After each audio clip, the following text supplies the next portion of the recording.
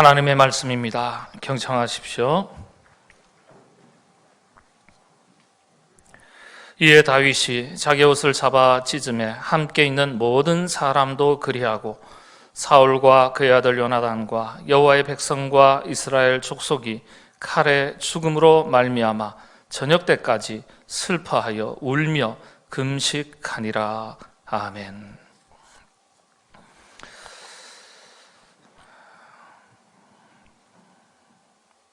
사무엘서의 주인공 사무엘 선지자는 역사적인 관점에서 볼 때 그 무게감이 다른 어떤 인물들과 비교해도 결코 가볍지 않습니다.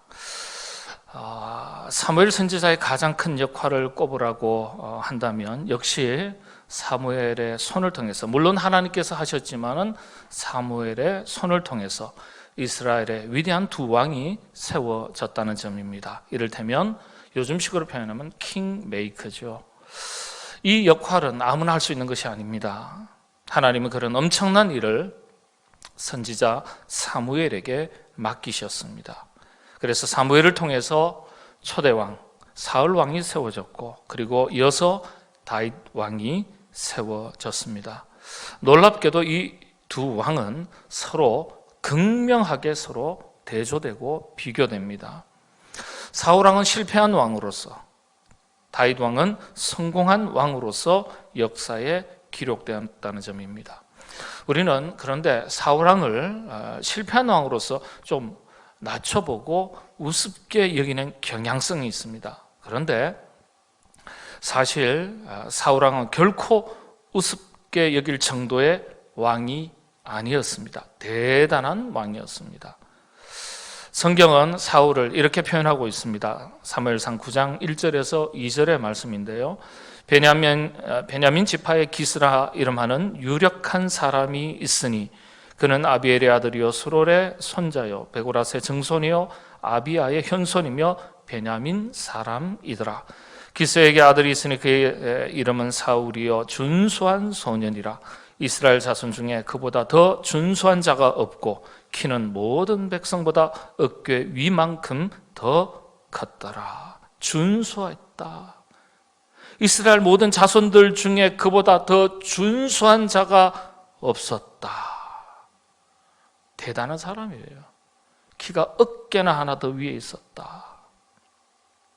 용모가 준수했다. 인물이 뛰어났다는 거죠. 성격 역시 선했다고 성경은 증언합니다. 우리 한글 성경에서는 번역을 준수했다라고 번역을 했지만 히브리어 원문에 이 단어는 토브라는 단어인데, 토브는 세 가지 뜻으로 사용됩니다. 처음에는 아름답다. 그러니까 사울이 준수했다, 아름다웠다, 잘생겼다는 거예요. 여러분 서로 한번 얼굴 쳐다보시기 바랍니다. 우울한데 참 그렇게 잘생기셨습니까? 한번 좀 인사하시죠. 미남이십니다. 미녀이십니다. 예.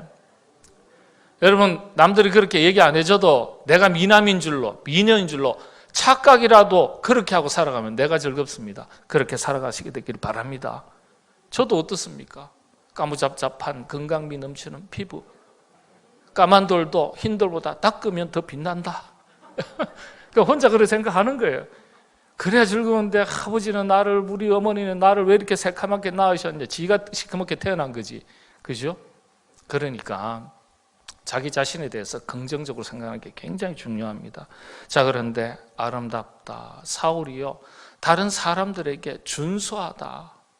이스라엘의 그 어떤 자손들 중에서보다도 더 준수한 자가 없었다. 그만큼 뛰어났다는 거예요. 그리고 이 준수하다라는 이 토브라는 단어는요, 두 번째 뜻이 선을 행하다, 그런 뜻입니다. 선하다, 내적인 아름다움을 이야기하는 겁니다. 내적인 아름다움. 외모도 아름답지만, 잘생겼지만, 그놈 참 마음 씀씀이가 예쁘네, 참 마음이 곱다, 그렇게 사용할 때 토브라는 단어를 써요. 참 여러분 이 히브리어 성경의 언어가 기가 막힙니다. 그 다음에 세 번째가 쾌활하다. 쾌활하다. 이건 내 외적인 걸 말하는 거예요. 성격 중에서도 외적인 성격을 말하는 거예요. 긍정적이고 진취적이고 외향적인 인물이었던 것을 알 수 있습니다. 그러니까 준수했다 이렇게 번역을 했어요. 집안은 어떤 집안입니까? 12지파 중에서 가장 용맹한 지파로 알려진 그 지파의 이름이 일이었어요. 어느 지파일까요? 마스크 쓰셨으니까 제가 봐드릴게요. 베냐민 지파입니다. 베냐민 지파의 별명이 일이에요. 일이. 우리는 늑대 같은 사람, 그러면 좀 음흉한 사람이죠. 그렇지 않습니다. 문화가 틀려요. 이 아랍권에서, 특히 이스라엘 문화권에서 늑대 1위는요 용맹함의 상징이었습니다. 그래서 늑대 같은 사람, 이리 같은 사람, 우리는 부정적인데 그쪽에서는 굉장히 긍정적이에요.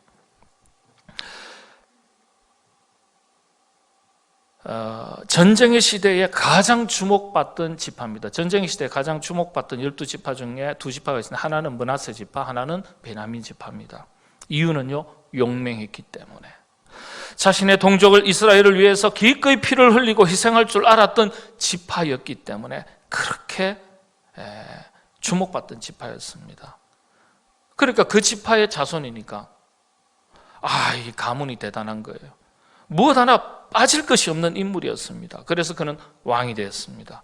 그런데 결론적으로는 사람의 마음을 얻는데 실패했습니다. 하나님의 마음을 얻는데 실패했습니다. 결국 사울은 실패한 왕으로 성경에 기록됩니다. 반면에 여러분, 다윗은 어떤 인물입니까? 여러분, 성경은 다윗을 처음 기록할 때 그의 가족을 소개할 때 이렇게 말씀을 찾지 않겠습니다만은 나이 많은 아버지를 두었다 그렇게 돼 있어요. 근데 사울은요 유력한 아버지를 둔 거예요. 유력한 사람이 있으니 완전히 성경에 비교가 돼요. 아버지도요. 8형제 중에 막내였습니다. 다윗이. 목동 출신입니다. 가문은 좀 괜찮아요. 유다 지파니까. 그런데 부모님은 유다 지파에서 유력한 자가 아니었어요. 그냥 일반적인 평범한 사람이었어요. 굳이 자랑한다면 가문 좋은 것 하나만으로 위안을 삼을 정도였습니다. 그리고요, 다윗은 태생적으로 왕이 될 수 없었습니다. 이 사실을 여러분 대부분 잘 모르세요. 태생적으로 다윗은 왕이 될 수 없습니다. 왜 그렇습니까? 다윗은 막내였어요. 그것도 8형제 중에 막내였습니다. 역사의 왕조의 역사를 쭉 살펴보면요, 동서고금을 막론하고, 우리 한국만이 아니고 이스라엘 민족만이 아니에요. 서양 역사, 유럽, 러시아 어느 것 하나 할 것 없이 동서고금을 막론하고, 독자가 아닌 경우, 역성혁명이 아닌 경우에 막내가 왕위에 오른 예가 역사에 거의 없습니다. 역사에 없어요. 막내가 왕이 된 적이 없습니다. 그런 예 찾아볼 수 없습니다. 장자 계승과 상속권이 아주 강했던 구약시대 배경을 보더라도 마찬가지였습니다. 다윗은요 왕이 될 제목이 못 됐어요. 아무리 똑똑해도 그 위에 누가 있는 거예요? 형들이 7명이나 있는 거예요. 아무리 못나도 장자 계승권과 상속권의 문화가 굉장히 강했던 이스라엘의 문화권 구약시대 배경 속에서 보면 절대 다윗은 왕이 될 수가 없습니다. 그런데 다윗이 왕이 됩니다. 그리고 성경은 다윗을 별처럼 빛나는 위대한 왕으로 기록했습니다. 그렇습니다. 사울 왕과 다윗 왕. 여러분, 모든 조건을 다 갖추었어도 하나님께 쓰임받지 못하는 사람이 있는가 하면은 인간적인 기준에서 볼 때 내세울 것도 없고 보여줄 것도 없고 가진 것도 없어도 하나님이 쓰시고자 하면 얼마든지 쓰임받는 사람이 있습니다. 여러분, 그래서 우리 자신의 환경이나 개인적인 능력이나 상황을 보면서 혹 교만하거나 혹 낙심하지 말아야 할 이유가 바로 이 때문입니다. 부족하고 약해도 쓰임받을 수 있는 거예요. 모든 것을 다 갖추어도 하나님께서 쓰시지 않는 경우도 있습니다. 성경은 사울 왕과 다윗 왕을 극명하게 비교하면서 실패한 왕, 성공한 왕으로 비교합니다. 이건요, 더 구체적으로 말씀을 드리면 그리스도인의 자화상이에요. 우리의 자화상입니다. 어떤 점에서 그런 것입니까? 두 사람 모두 이스라엘 왕이었습니다. 여러분, 왕은 아무나 되나요? 노래도 있잖아요. 왕은 아무나 하나. 잘 모르시는 것 같아요. 목사만 제가 좀 세속적인 노래를 가지고 인용을 하려니 참 힘듭니다. 식은땀이 나요. 왕은 아무나 하나 말이에요. 왕은. 예? 왕이 되는 것은 그 어떠한 것보다도 어려운 일이에요. 사울왕이 우스운 왕이 아니에요. 그런데 사울왕과 다윗 왕을 비교하면서 성경은 우리에게 영적인 교훈을 보여주는 거예요. 사울왕과 다윗 왕의 가장 큰 차이점이 어떤 것들입니까? 여러 가지 관점에서 다르게 해석할 수 있지만은 오늘 말씀의 제목대로 그런 관점에서 우리가 비교한다면 사울왕은 하나님의 마음을 얻는데 실패했습니다. 물론 사람의 마음을 얻는데도 실패했습니다. 반면에 다윗은 하나님의 마음을 얻는 데에도, 그리고 백성들의 마음을 얻는 데에도 성공했습니다. 성경이 이걸 보여주는 거예요. 사무엘상 18장 6절에서 7절 말씀에 이런 말씀이 있습니다. 무리가 돌아올 때 곧 다윗이 블레셋 사람을 죽이고 돌아올 때에 여인들이 이스라엘 모든 성읍에서 나와서 노래하며 춤추며 소고와 경세를 가지고 왕 사울을 환영하는데 여인들이 뛰놀며 노래하여 이르되 사울이 죽인 자는 천천히요 다윗은 만만이로다 한지라. 다윗은 백성들에게 만만이라고 일컬음을 받는 그 마음을 얻었는데 사울은 천천히라는 일컬음으로 마음을 얻지 못했습니다. 다윗이 하나님의 마음을 얻은 사람인 것을 성경은 이렇게 증언하고 있습니다. 사도행전 13장 22절. 패하시고, 누굴 패하시죠? 사울 왕을 패하시고 다윗을 왕으로 세우시고 청하여 이르시되 내가 이새의 아들 다윗을 만나니 내 마음에 맞는 사람이라.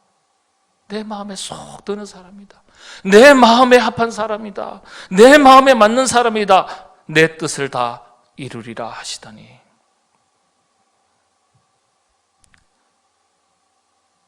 다윗은 하나님의 마음을 얻었어요.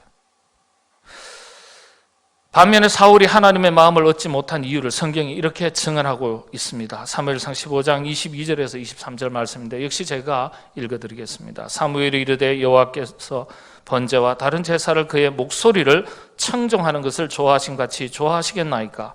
순종이 제사보다 낫고 듣는 것이 숫 양의 기름보다 나으니 이는 거역하는 것은 점치는 죄와 같고 완고한 것은 사신 우상에게 절하는 죄와 같음이라.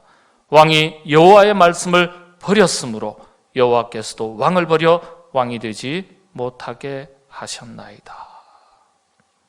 사무엘상 15장 35절에는 이렇게 15장 마지막 절에 이렇게 또 기록합니다. 사무엘이 죽는 날까지 사울을 다시 가서 보지 아니하였으니 이는 그가 사울을 위하여 슬퍼함이었고 여호와께서는 사울을 이스라엘 왕으로 삼으신 것을 후회하셨더라. 왕이 여호와의 말씀을 버렸으므로 하나님께서도 마음을 거두셨다는 거예요. 그리고 사울을 왕으로 세우셨던 것을 후회하셨다는 거예요. 말씀을 버렸기 때문에, 불순종했기 때문에 하나님께서 비록 그를 왕으로 세우셨지만은 후회하시고 그 마음도 그 왕위도 거두셨다. 이렇게 말하는 거예요. 오늘은 항전 재직 선거를 통해서 하나님의 일꾼을 선택하는 날입니다. 후보들만이 아니라 우리 모두 하나님의 마음을 얻고 사람의 마음도 얻을 줄 아는 일꾼이 되시기를 바랍니다. 선거라는 건요, 당장 보기에는 사람의 마음을 얻는 거잖아요. 사람의 마음을 얻는 것에 실패하면 어떻게 세울 수 있겠어요? 다윗의 어떤 점이 하나님의 마음을 얻고 사람의 마음도 얻을 수 있었던 것일까? 한번 살펴보겠습니다. 한 가지 그런데 먼저 생각할 것이 있습니다. 하나님의 일꾼은요, 우리가 확실하게 이 점을 짚고 넘어가야 돼요. 하나님의 일꾼은 단순히 일 잘하는 일꾼이 아니에요. 일 잘하는 일꾼은 어떤 일꾼이 진짜 일 잘하는 일꾼이에요? 사람의 마음을 얻어서 일 잘하는 일꾼이 진짜 일꾼입니다. 일 열심히 하고 나서도 사람을 잃어버린다면 그건 일을 잘한 것이 못 됩니다. 그래서 하나님의 일꾼은 사람의 마음을 먼저 얻는 일꾼이 되어야 하고, 일 열심히 해서 사람을 남기는 일꾼이 진짜 일꾼입니다. 교회는요, 사람을 남기는 곳입니다. 사람을 남기는 곳. 사람의 마음을 얻고 사람을 남기는 교회가 좋은 교회고, 사람의 마음을 얻고 사람을 남기는 일꾼이 진짜 일꾼이에요. 다윗을 통해서, 또 다윗의 이야기를 통해서 여러분, 사람의 마음을 얻고 사람을 남기는 길이 어떤 것인지 영적인 교훈을 찾아보겠습니다. 사람의 마음을 얻는 길, 다윗이 참 어떤 사람이었길래 이렇게 사람들의 마음을 얻고 하나님의 마음을 얻었을까? 첫 번째는요, 다윗은 언제나 말씀을 앞세우는 사람이었어요. 말씀을 우선하는 사람이었어요. 자, 오늘 우리 본문 말씀 중에 그 15절 16절에 이런 말씀이 있습니다. 사무엘하 1장 15절 16절인데 사무엘서 강의를 쭉 이어가는데, 여러분들 순서대로 6장 7장 8장 이게 아니라 이 흐름을 따라서 때로는 저 뒤쪽의 사건을 먼저 살펴보기도 하고 좀 왔다 갔다 할 필요가 있어요. 자, 말씀을 제가 보겠습니다. 사무엘하 1장 15절 16절의 말씀에 이런 구절이 있습니다. 다윗이 청년 중 한 사람을 불러 이르되 가까이 가서 그를 죽이라 하매 그가 침에 곧 죽으니라. 다윗이 그에게 이르기를 내 피가 내 머리로 돌아갈지어다. 내 입이 내게 대하여 청언하기를 내가 여호와의 기름 부음 받은 자를 죽였노라 함이니라 하였더라. 여러분, 우리가 결론적으로는 이 사울이 자살한 것으로 잘 알고 있습니다. 자살한 걸 알고 있습니다. 그런데 다윗은 어떻게 알고 있을까요? 사울이 어떻게 죽었다고 알고 있죠? 다윗은요? 자살한 걸로 알고 있다고요? 그렇죠. 천국에 가 계시니까. 근데 당시에는 사울이 적군의 창에 맞아 죽은 것으로 알고 있어요.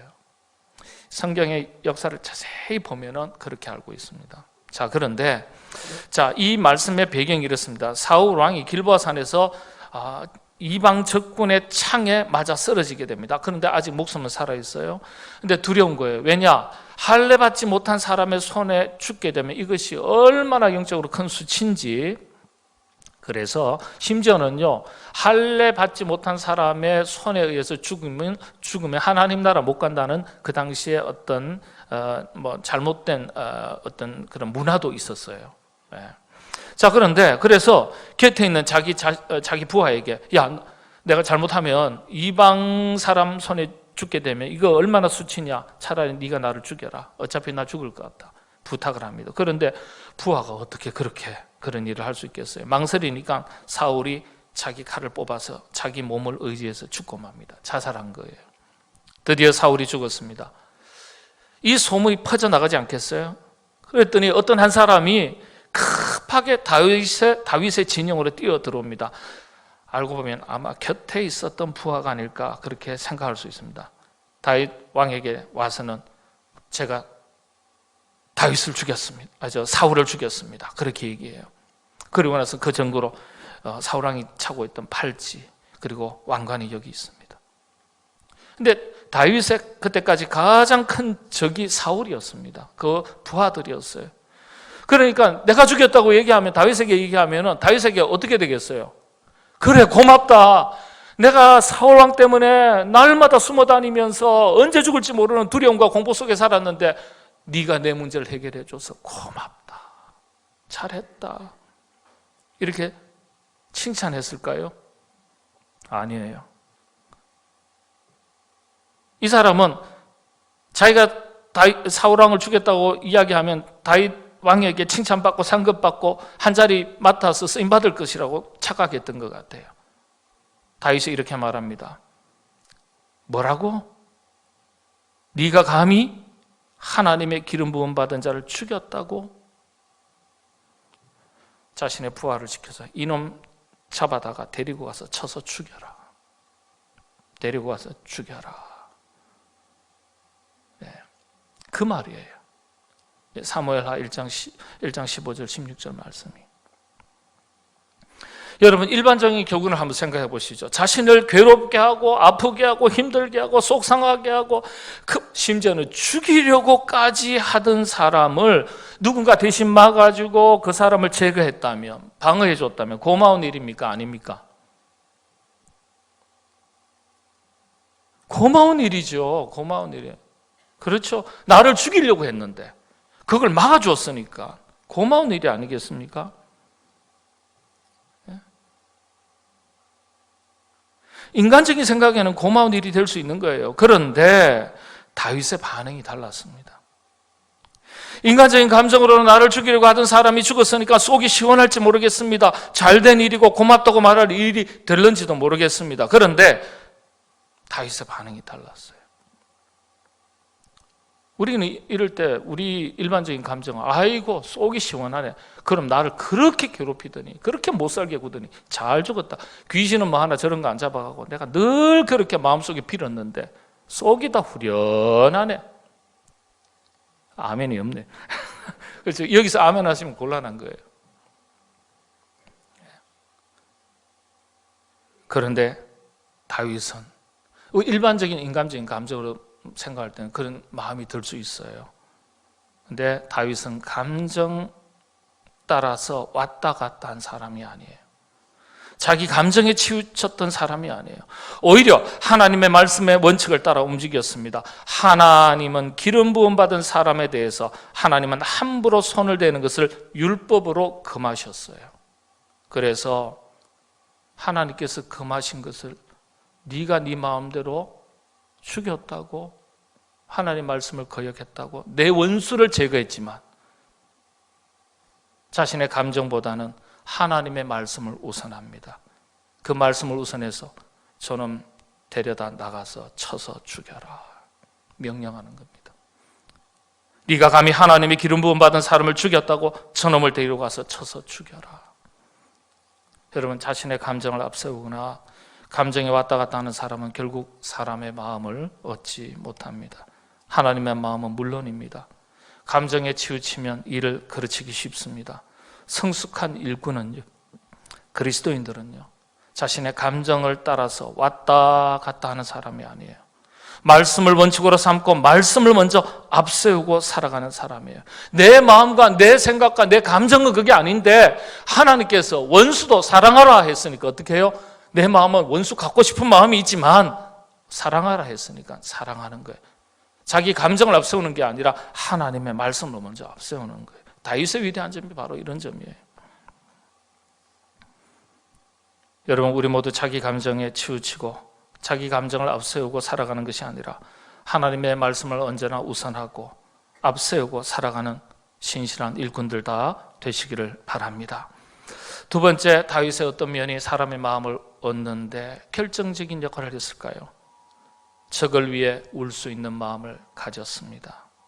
다윗은요, 적을 위해 울 수 있는 마음을 가졌어요. 그래서 적을 위해 울 수 있는 마음이 있으면, 울 수 있으면 마음을 얻습니다. 사람의 마음을 얻습니다. 사무엘하 1장 11절에 12절 말씀, 오늘 본문 말씀이죠. 이에 다윗이 자기 옷을 잡아 찢음에 함께 있는 모든 사람도 그리하고 사울과 그의 아들 요나단과 여호와의 백성과 이스라엘 족속이 칼에 죽음으로 말미암아 저녁 때까지 슬퍼하여 울며 금식하니라. 금식하니라.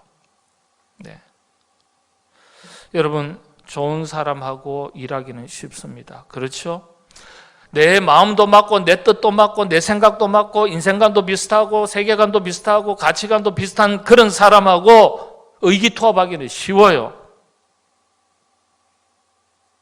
그러나 내 생각도 다르고 말투도 다르고 그냥 막 처음부터 끝까지 저 인간하고 나하고 너무 달라도 너무 달라. 다른 정도가 아니라 나에게 고통을 주는 사람, 오히려 적과 같은 사람. 그런데 그 사람을 위해서도 기도할 줄 아는 사람은 사람의 마음을 얻습니다. 다윗은 우는 정도가 아니라 금식해요. 금식할 뿐만 아니라 기도합니다. 다른 사람이 안 된 것, 실패한 것을 가지고 저놈은 내가 그토록 싫어하던 놈인데, 나 싫어하던 사람인데, 나하고 안 맞는 사람인데, 아이고 내가 그렇게 될 줄 알았다, 잘 됐다, 말은 못해도 속으로 고소하다. 그런 적 있으세요? 없으세요? 표정을 못 읽겠습니다. 제가 마스크를 써서.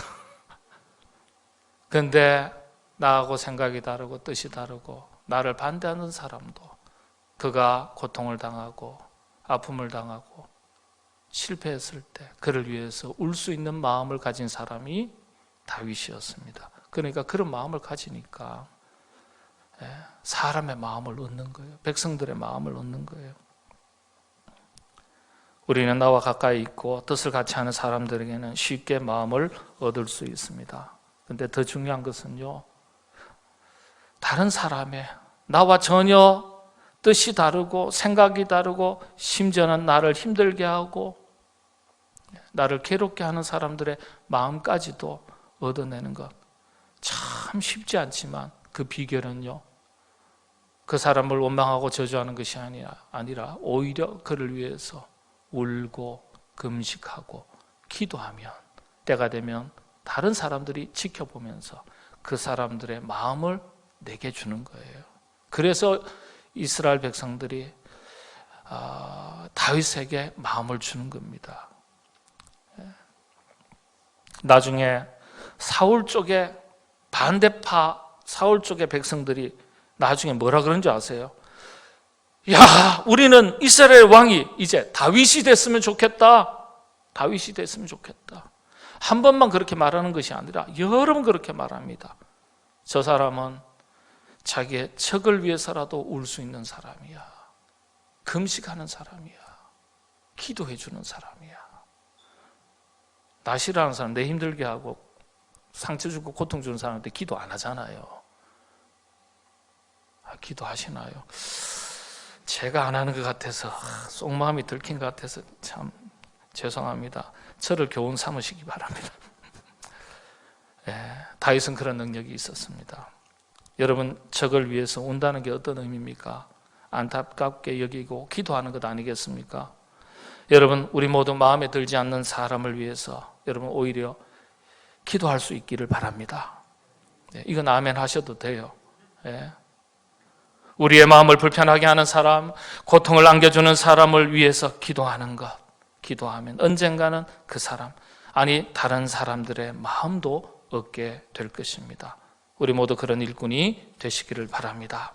세 번째, 자, 사무엘하 1장 20절 말씀입니다. 1장 20절 말씀인데요, 봉독해 드립니다. 이 일을, 무슨 일이에요? 사울 왕이 지금 죽은 거예요. 그 휘하에 있는 부하들이 다 죽은 거예요. 그 진영에 있는 수많은 군사들이 죽은 거예요. 이 일을 가드에도 알리지 말고 아스글론 거리에도 전파하지 말지어다. 블레셋 사람들의 딸들이 즐거워할까? 할례 받지 못한 자의 딸들이 계가를 부를까 염려로다. 사울이 죽었고 이스라엘도 죽었고 그리고 요나단도 죽었고 그 아들도 다 죽었다. 그런데 그 소식을, 이 소문을 뭐 하라고요? 알리지 마라. 알리지 마라. 참 좋은 가르침이에요. 여러분, 사람의 그래서 마음을 얻으려면 남의 약점을 퍼뜨리지 마셔야 합니다. 남의 약점 퍼뜨리지 마셔야 합니다. 여러분, 그런데 남의 약점 얘기하기를, 말하기를, 퍼뜨리기를 좋아하는 사람 의외로 참 많습니다. 남의 약점 듣고 보게 되면 아주 신나는 사람들이 있어요. 신나는 사람들. 그때부터 갑자기 눈이 막 반짝반짝하는 사람들 많아요. 그런데 다윗이 뭐라고 반응합니까?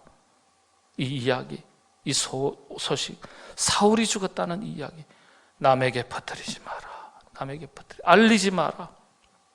여러분, 사무엘상 31장에 오늘 본문 사무엘하 1장인데 앞서 31장에 보면요, 이방 족속 블레셋 사람들은요, 사울이 죽은 것을요 마음껏 전파합니다. 야, 그 인간 죽었대. 사울 왕이 죽었대. 막 그리고 나서는요, 벳산에다가 그 거리에다가요 사울왕의 머리를 걸어놓고 사방팔방 다 알립니다. 소문을 냅니다. 그런데 다윗은 그렇게 하지 않았습니다. 사울은요 다윗의 적입니다. 그러면 죽었으니까 알려야 되지 않겠어요? 그래야 왜 알려야 됩니까? 그래야 내가 승리했다라는 것, 하나님 내 편이라는 것을 알릴 수 있지 않습니까? 그게 증명되는 거니까요. 여러분, 사람들이 왜 약점 이야기합니까? 남의 약점, 단점 이야기하면 내가 장점이 있는, 내가 그래도 좀 더 낫다는 것처럼 착각하는 거예요. 남의 약점 자꾸 이야기하면 내가 올바른 사람인 줄로 착각을 해요. 그래서 약점 얘기를 좋아합니다. 약점을 말하면서 자신이 더욱더 능력이 있다고, 정당성이 있다고 생각하는 거예요. 그래서 남의 약점 이야기하기 좋아합니다. 그런데 다윗은 이야기하지 않습니다. 여러분, 참 사무엘 상하 이 다윗의 이야기 전편을 다 한번 읽어보시면, 혹시나 해서 제가 찾아봤어요. 다윗은요 단 한 번도 그렇게 나를 못 살게 굴고 그렇게 나를 힘들게 하고 나를 죽이려고 했던 사울왕에 대해서 단 한 번도 비난하거나 비판한 적이 없습니다. 단 한 번도. 이게 영적인 교훈이에요. 남의 이야기 좋아하는 사람 좋은 리더 못 됩니다. 사람의 마음을 얻지 못합니다. 어떤 일이 있어도 입을 다무는 거예요. 상대방의 약점, 단점을 보셨더라면 입 다무셔야 돼요. 좋지 않은 일일수록 가만히 침묵하는 거예요. 하나님이 하실 일이죠. 이게 참 어려워요. 더욱이 자신이 미워하는 사람일수록 약점을 보면 아주 지적하고 비판과 비난은 좀 다른데 비난하고 퍼뜨리고 싶어요. 침묵하는 것이 참 어렵습니다. 정말 쉽지 않아요. 여러분, 남의 단점, 약점 혹 보시거든 듣게 되시거든 퍼뜨리지 않으시게 되기를 바랍니다. 가드에도 알리지 말고 아스글론 거리에도 전파하지 말지어다. 여러분, 남의 약점, 단점, 실수를 보셨다면, 들으셨다면 여러분 마음에만 간직하시게 되기를 바랍니다. 그 사람에 대해서는 하나님이 알아서 하시는 거예요. 그런데 그런 사람이 되면 그때부터 다른 사람들이 마음을 우리에게 주는 거예요. 사람의 마음을 얻을 수 있습니다. 자, 마지막으로 네 번째입니다. 다윗의 어떤 점이 사람의 마음을 얻었을까? 사무엘하 1장 23절의 말씀입니다. 사울과 요나단이 생전에 사랑스럽고 아름다운 자 이르니 죽을 때에도 서로 떠나지 아니하였도다. 그들은 독수리보다 빠르고 사자보다 강하였도다. 이게 무슨 말일까요? 지금 다윗이 사울에 대해서 좋은 점을 막 얘기하는 거예요. 그 사람은 아름다운 사람이었다. 사랑스러운 사람이었다. 독수리보다 빠르고 사자보다 용맹했던 사람이다. 이야기하는 거예요. 여러분, 약점을 말하지 않는 대신에 해야 할 일이 있습니다. 다윗의 입장에서 볼 때 사울이 진짜 아름다운 사람이었습니까? 아니죠. 틈만 나면 다윗을 죽이려고 했던 사람이에요. 그것도 바로 앞에서 시중을 드는데 창을 던져가지고 벽에 꽂으려고 했던 사람이에요. 틈만 나면 군사 데리고 와서 쫓아갔던 사람이에요. 그런데 그런 사람이 죽었음에도 불구하고 다윗이 뭐라 그럽니까? 사울은, 요나단은 생전에 사랑스럽고 참 아름다운 자였다. 멋진 사람이었다.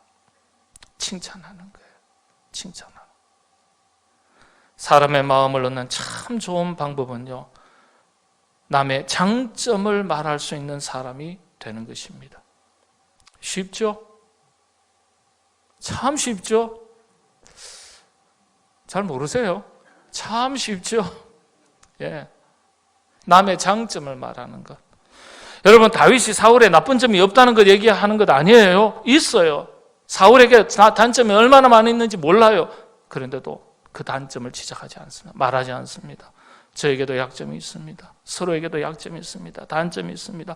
그럼에도 불구하고 뭘 얘기해 주라는 거예요? 다른 사람의 장점을 얘기해 줘라. 장점. 약점은 알리지 말고.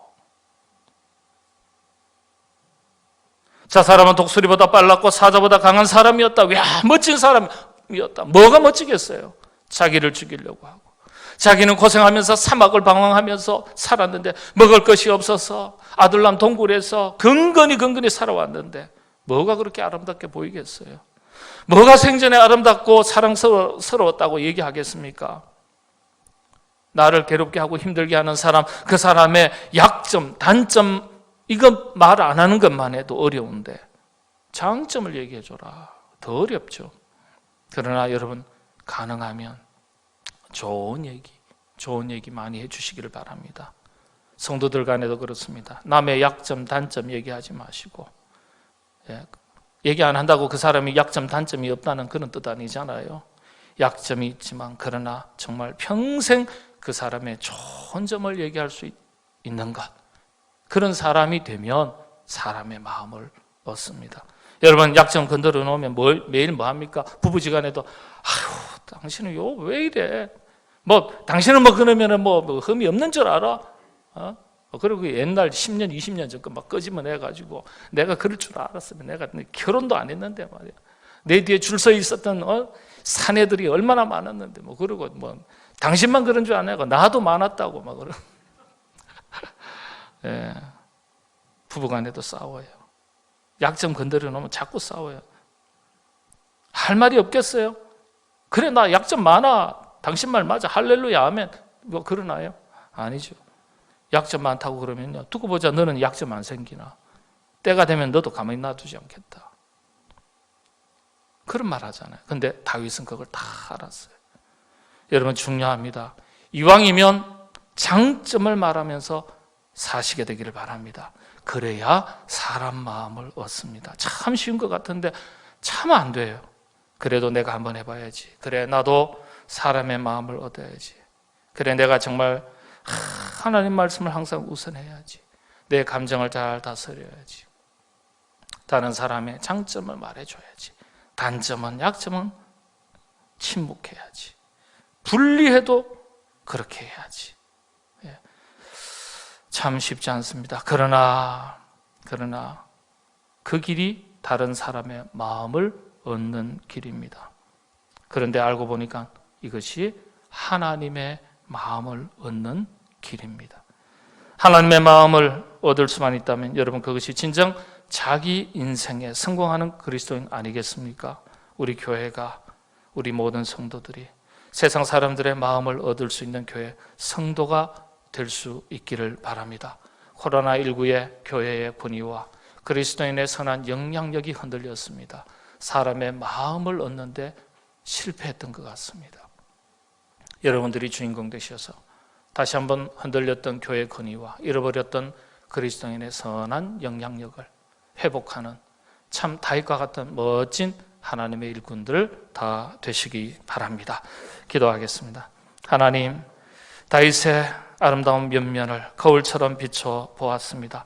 우리도 이처럼 하나님의 마음을 얻고 사람의 마음을 얻을 수 있는 신실한 참 좋은 일꾼이 되게 하여 주시옵소서.